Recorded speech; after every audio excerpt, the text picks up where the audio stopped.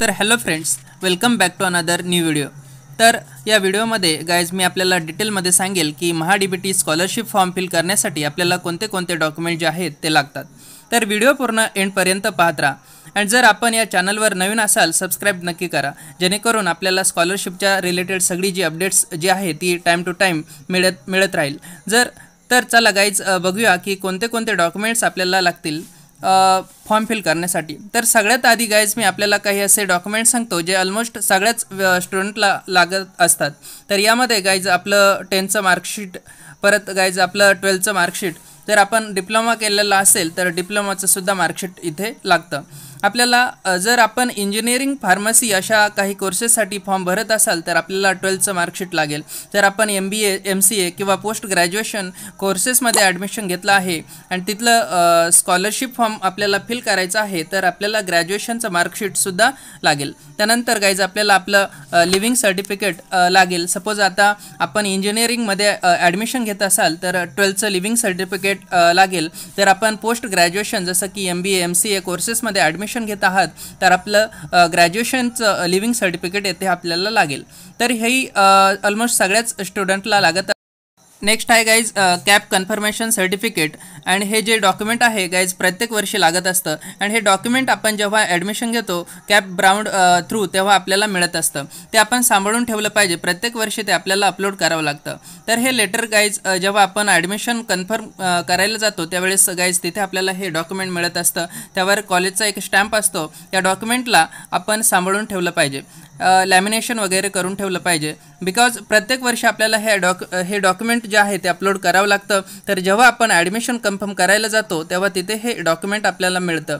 Next guys कॉलेजची receipt, तर जेव्हा आपण कॉलेजची फीस भरतो फर्स्ट टाईम तर आपल्याला रिसिट मिळते, तीसुद्धा आपल्याला स्कॉलरशिप फॉर्म फिल करण्यासाठी अपलोड करावी लागते। तर ही ऑलमोस्ट सगळ्याच स्टुडंटला लागते। नेक्स्ट गाइज हॉस्टेल फीची जी रिसिट आहे ती आपल्याला लागते। जर आपण कॉलेजमध्ये हॉस्टेल घेतलं असेल तर आपल्याला हॉस्टेलची जी फी रिसिट आहे ती अपलोड करावी लागते। यामुळे गाइज आपल्याला एक्स्ट्रा स्कॉलरशिप मिळेल, एक्स्ट्रा बेनिफिट आपल्याला इथे जो आहे तो मिळतो। तर हे काही डॉक्युमेंट्स आहे ज्या ऑलमोस्ट सगळ्या स्टुडंटला लागत असतात। त्यानंतर नेक्स्ट गाइज इन्कम सर्टिफिकेट्स, हे सुद्धा ऑलमोस्ट सगळ्याच स्टुडंटला लागत असतं। बिकॉज फॉर्ममध्ये केव्हाही हे बघितलं जातं की स्टुडंटच्या फॅमिलीचं ॲन्युअल इन्कम किती आहे।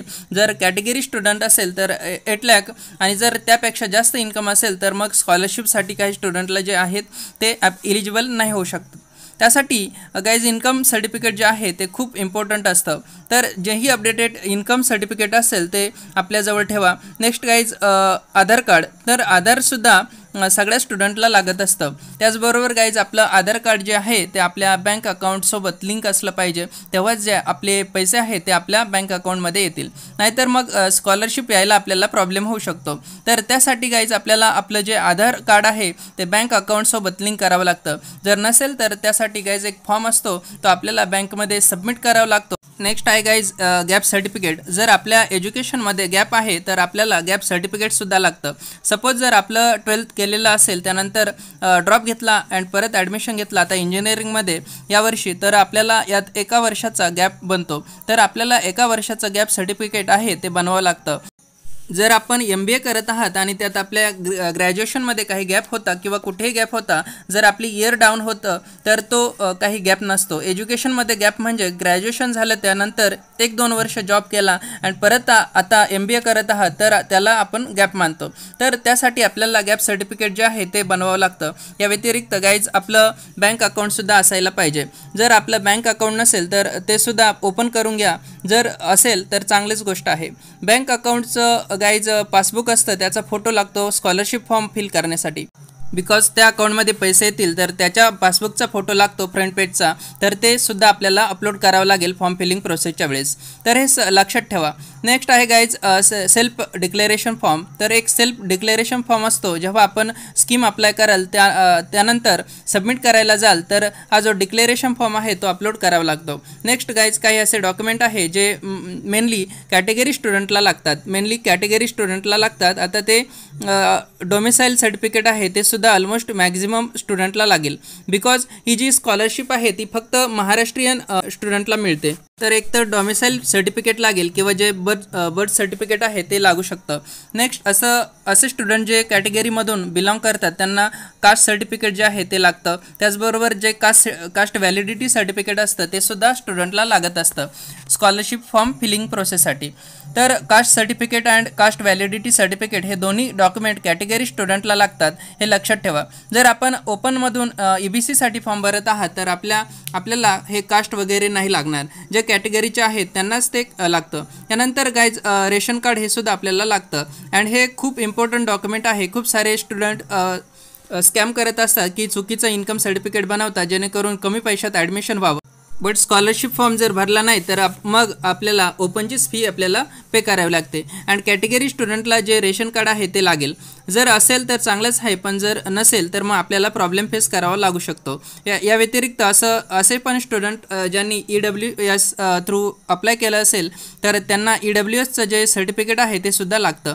या व्यतिरिक्त गाईज UID कार्ड लिंक म्हणजे बँक अकाउंटसोबत जी लिंक करायची स्लिप असते ती सुद्धा लागते, तर ती आपल्याला बँकमधून मिळून जाईल. बाकी गॅप सर्टिफिकेटचं तर मी तुम्हाला सांगितलंच आहे. या व्यतिरिक्त हँडिकॅपचं जे सर्टिफिकेट आहे, जर आपल्याला कोणते डिसॅबिलिटी वगैरे असेल तर आपण तर ते क्लेम करणार असाल तर त्याचं सुद्धा सर्टिफिकेट आपल्याला लागेल. तर एवढे डॉक्युमेंट्स लागतात गाईज आपल्याला फॉर्म फिल करण्यासाठी. पहिले जेवढे मी आपल्याला डॉक्युमेंट्स सांगे ऑलमोस्ट सगळ्याच स्टुडंटला लागतात. अँड जे कॅटेगरी स्टुडंट आहेत आणि त्यांना मेनली कॅटेगरीचे जे डॉक्युमेंट्स आहेत ते लागतात. बाकी डोमेसाईलसुद्धा मॅक्झिमम स्टुडंटला लागतं.